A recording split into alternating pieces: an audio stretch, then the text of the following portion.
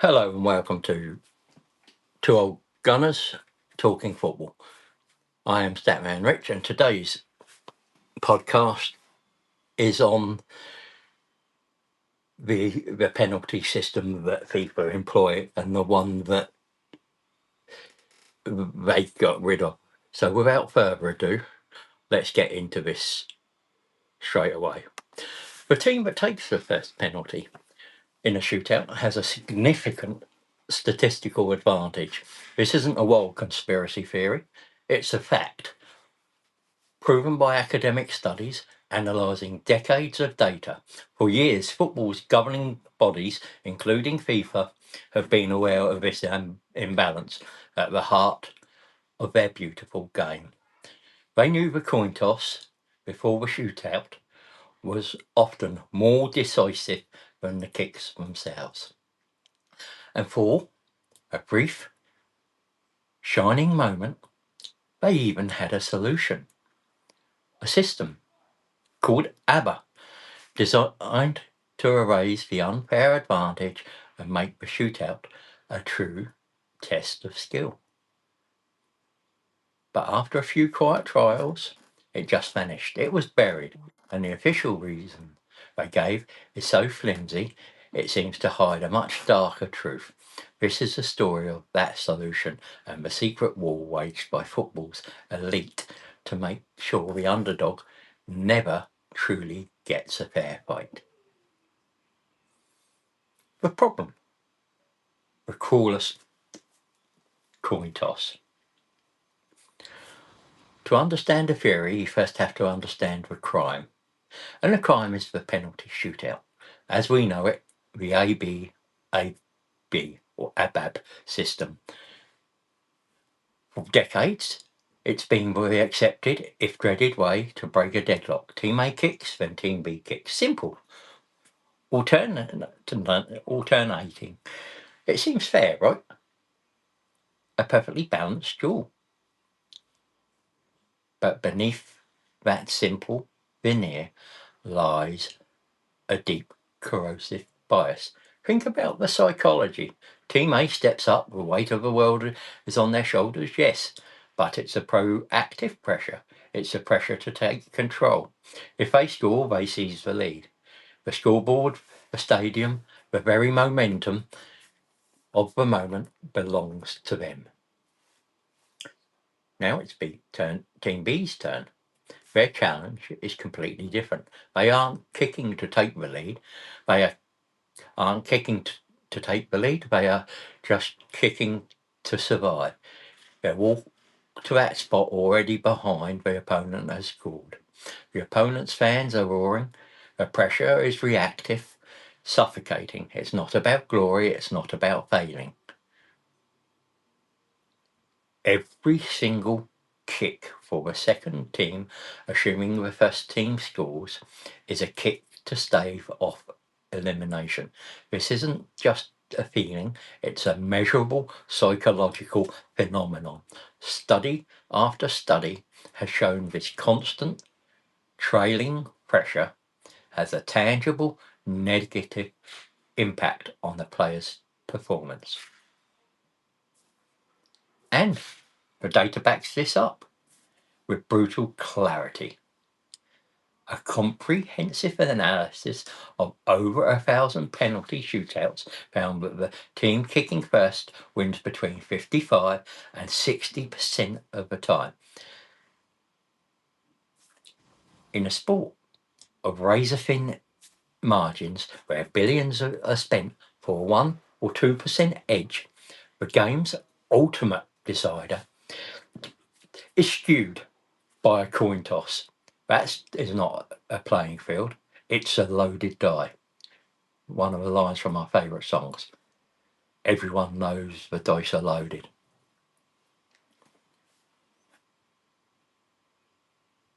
How many moments in football history have been decided by this? Think of the 1994 World Cup final. Italy have battled Brazil to a standstill. Brazil kicks first. Their legendary Brazil to a standstill. Kicks first. Their legendary captain Franco Baresi skies his penalty. Brazil scores from that moment on. Italy is playing catch up. Each player walking to the spot with the added weight of being behind. The pressure builds until it consumes the divine ponytail himself, Roberto Baggio, who misses the decisive kick. Was it just the pressure of a moment, or was it the amplified systemic pressure of constantly being the team that had to respond? Now let's think of our own country's haunted history, England. Uh, we have a very poor past with penalties, a nation that has produced some of the world's greatest players, repeatedly crumbling from 12 yards out. Euro 96, World Cup 98, Euro 2004, World Cup 2006, Euro 2012. A pattern of heartbreak. In many of those shootouts, they kicked second, chasing the game, facing that amplified psychological burden. We call it a curse. We blame the players' mentality. But what if we've been blaming the victims of a broken system all along? The ABAB or ABAB shootout isn't just a test of nerve, it's a test of which team is better at handling an unfair disadvantage. And more often than not, that favours the teams with more experience, the players who have been on the biggest stages before. It inherently favours the giants over the giant killers. The authorities knew it, the statisticians knew it, and for a fleeting moment it looked like they were actually going to do something about it. The solution that was buried, the promise of ABBA. Faced with this mountain of undeniable evidence, the International Football Association Board, or IFAB, the supposed guardians of the game's laws, finally decided to act. They knew the first kick advantage was a stain on the sport's integrity. Their solution was elegant, smart, and borrowed from another high-stakes tie-break game, tennis. They called it the ABBA system. The concept was simple but revolutionary. Instead of a strict AB alternating sequence, it would change the order to balance the psychological weight. It worked like this. Excuse me for a sec.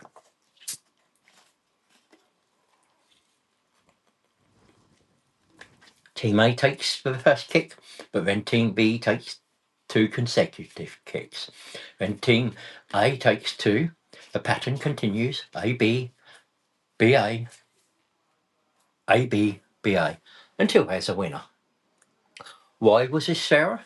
Because it brilliantly solved the core problem. Think back to that crushing pressure on Team B, always having to kick just to stay in the game. In the ABBA system, that's shattered. After Team A's first kick, Team B has an immediate chance not just to equalise, but to take the lead. Reactive pressure is immediately lifted and transferred for the first team. The team kicking second has a chance to apply pressure of their own. Imagine it. Team A scores 1-0. Under the old system, Team B is desperate. Under ABBA, Team B steps up. If they score, it's 1-1. But they get to go again. Suddenly they have a chance to make it 2-1. Now all the pressure is on Team A. This system ensures that neither team is ever stuck in a perpetual state of catching up. This wasn't just a theory. In 2017, it was put into practice. UEFA and the English Football League began trialling the ABBA system in various youth and cup competitions, they needed to see if it worked in the real world, with real trophies on the line. The initial results were promising. While the sample size was small, the statistical bias seemed to vanish. Early analysis suggested the win rates in ABBA shootouts were hovering much closer to a true 50-50 split. It appeared to be working. It had seemingly neutralised the unfair advantage of the coin toss. It seemed inevitable that this new, fairer system would be rolled out across the sport. For any fan of an underdog nation, this was a moment of incredible hope. Pardon me. The ABBA system was a great equaliser. It gave less experienced teams, the ones more susceptible to the psychological warfare of the old format, a genuine fighting chance. It was logical, it was tested, and it appeared to be fair. And then, just as quickly as it arrived, the game's elite killed it. The official story, the confusion excuse. After the promising trials, the footballing world waited for the official rollout. It seemed like a foregone conclusion, but the announcement that came was not the one anyone expected. In 2018, IFAB, with FIFA's backing, declared they were abandoning the ABBA system. The experiment was over. The old, biased, demonstrably unfair ABAB or ABAB system was here to stay. And the reason they gave? The official explanation, fed to the public, was that the ABBA system was too confusing. Now, let that sink in. Too confusing. The argument was that the new AB, BA, AB, BA sequence was too complex for players, referees, and most insultingly for us, the fans in the stadium and watching at home, to understand. This on its face, a deeply cynical explanation. Let's break down how weak this argument is.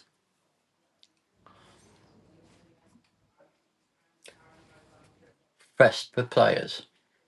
These are elite athletes whose careers are built on understanding complex tactics, high press systems, zonal marking, the ever changing offside rule. Are we seriously to believe that they can't remember who kicks a ball next in the sequence?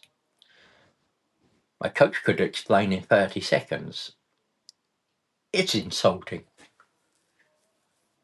Then the referees. These are officials who supposedly master a 150-page law book and navigate the labyrinth protocols of VAR. The idea that a simple kicking order would be beyond their grasp is laughable. They have assistants, a fourth official, and the ability to write down AB, BA on the notepad. The confusion argument just doesn't hold water. But the most insulting part of this excuse is the finger it points at the fans. It suggests the average supporter isn't smart enough to follow along. This is the same global fan base that debates the financial intricacies of the FFP and understands the complex permutations of the tournament group stage. Fans are not idiots. They understand the tennis tiebreak. which ABBA is based on, just fine. The notion that they'd be left scratching their heads is a transparently weak attempt to justify an unjustifiable decision. The second part of the official reason was a lack of strong support for the change. But that's a classic chicken and egg argument. How could there be a strong support for a system that was only trialled in a handful of youth and secondary cup competitions? It was never used in the World Cup, it was never used in the Champions League final. They strangled the baby in the crib and then announced it had failed to thrive. Let that sink in.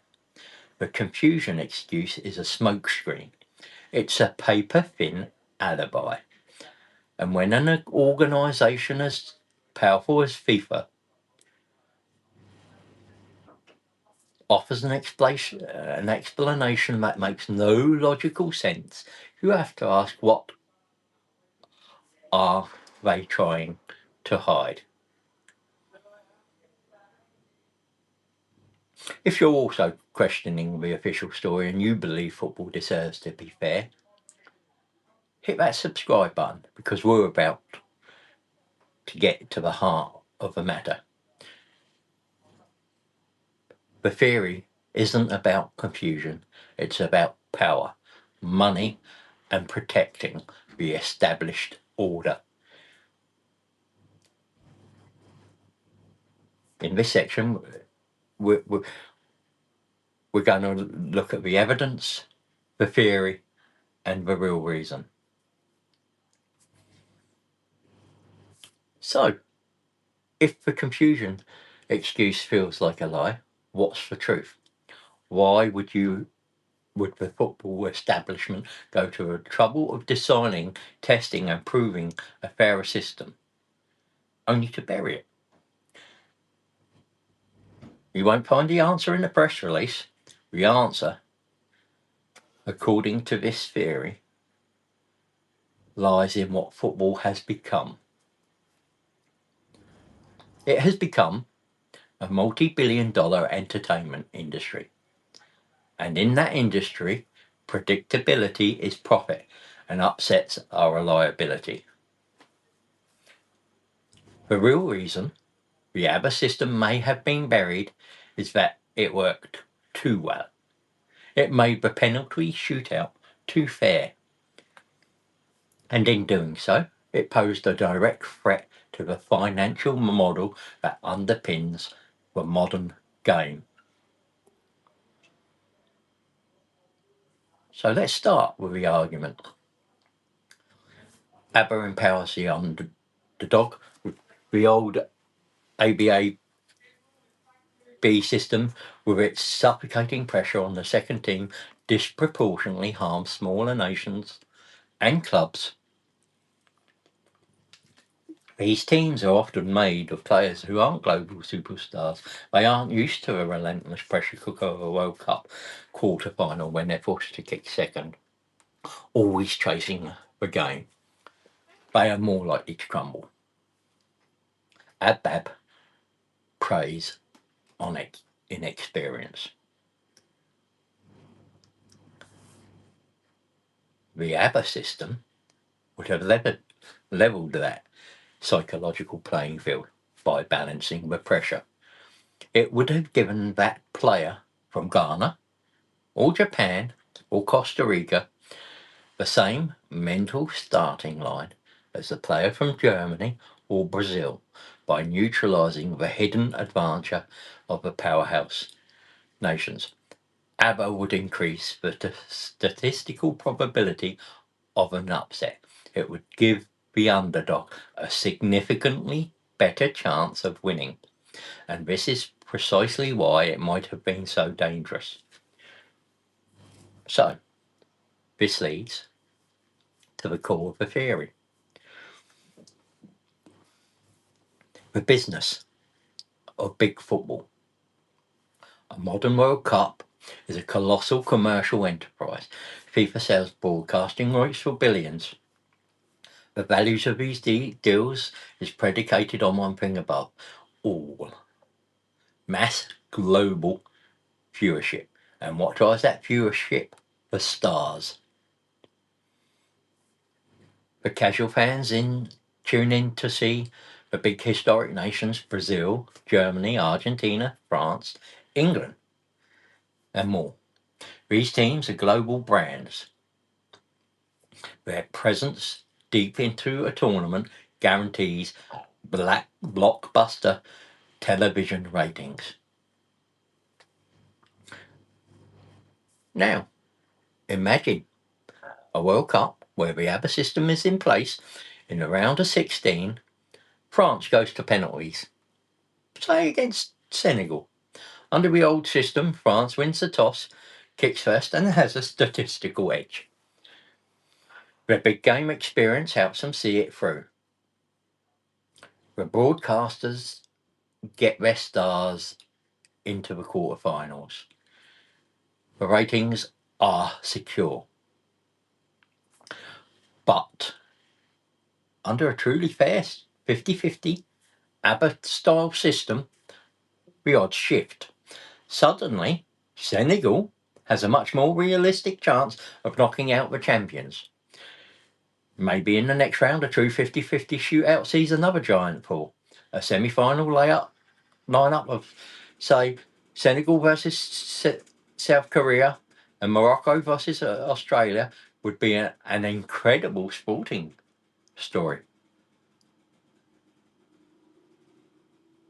But for the broadcasters who pay billions and the sponsors who want their brand next to a global icon, it's a potential commercial disaster.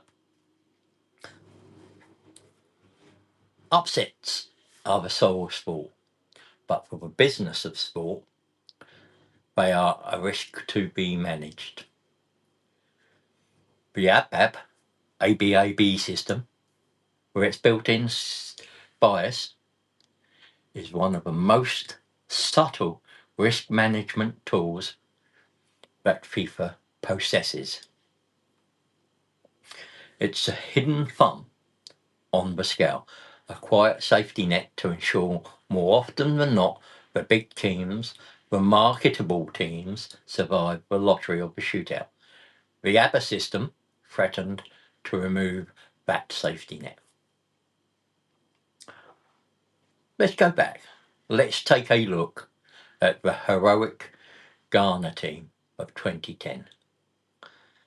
On the cusp of becoming the first African semi-finalist, they lost to Uruguay in a shootout. Guess what? They kicked second. Was that a coincidence? Or was it a pattern? The predictable outcome of a system designed to favour the powerful. Of course, you will never find a document with Project Kill ABBA stamped on it. Power operates through plausible deniability. You run limited trials, then bury the idea under bureaucratic jargon like complexity and lack of support. You perform the execution in plain sight, but you call it a natural death. So, in conclusion, we are left where we started, with a penalty shootout system that we know with mathematical certainty is simply unfair. We had a problem. Cruel lottery of the ABAB shootout. We had a solution, the elegant, balanced and promising ABBA system.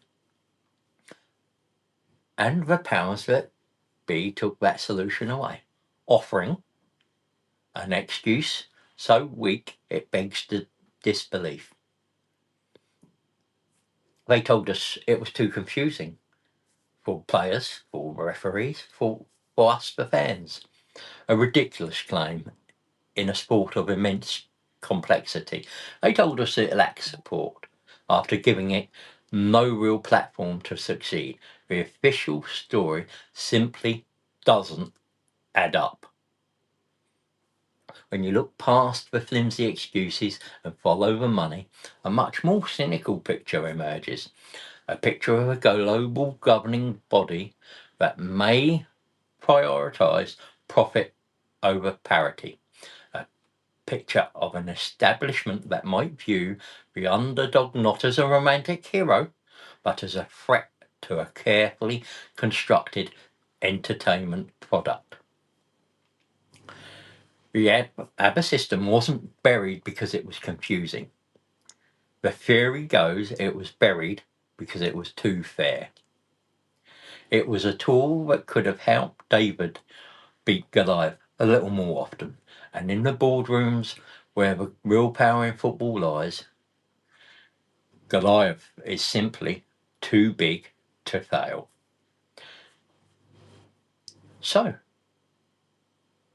the next time you watch a penalty shootout, the next time you see a player from a smaller nation walk to the spot with the weight of a statistical bias pressing down on him, remember the ABBA system.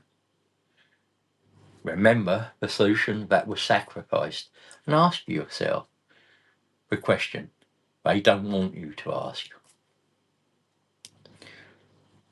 Was the ABBA system truly too confusing football? Or was it a solution that was just a little too fair for those in power? I will leave that final thought with you. Thank you for watching, and I'll see you on the next one.